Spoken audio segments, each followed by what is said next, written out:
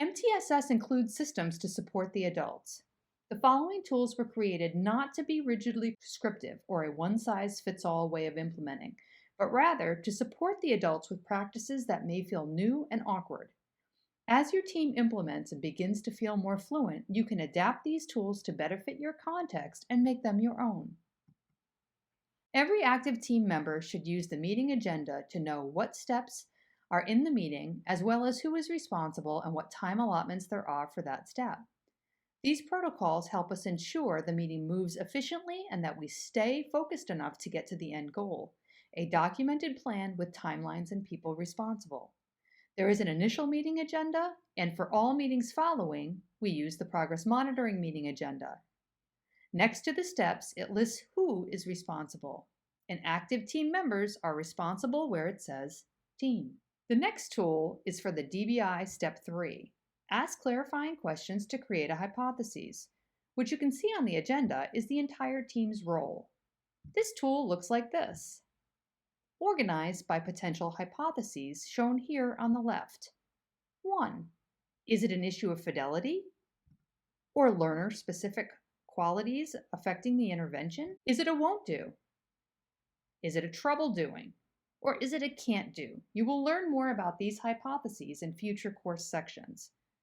This tool helps give active team members a question bank associated with each hypothesis to help the team ask the right questions to come up with consensus on what they believe is the root of the student's need, to then plan an effective intensification.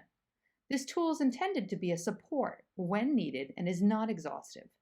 Team members should ask their own questions that come to mind and not feel restricted to these. It is also not intended for a team to do every question, but rather only considering ones in the hypotheses they might believe are applicable. The next tool is for Step 4, Brainstorming Evidence-Based Strategies for Intensification. Use checklist.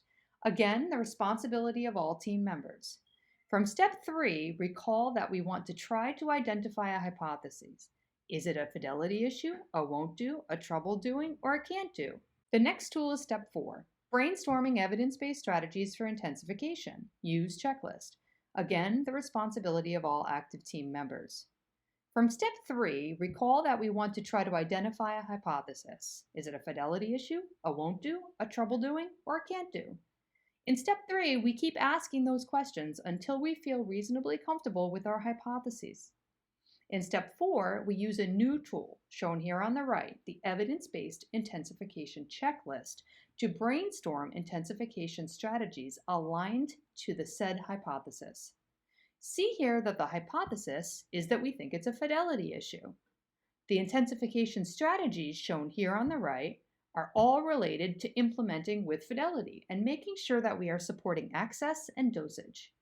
Again, the tool is a support and not prescriptive or exhaustive.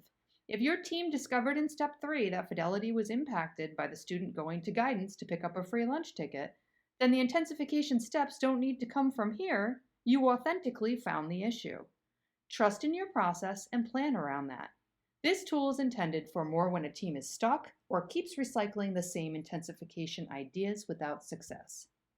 Please take some time to explore these tools in depth, as you will be using them repeatedly.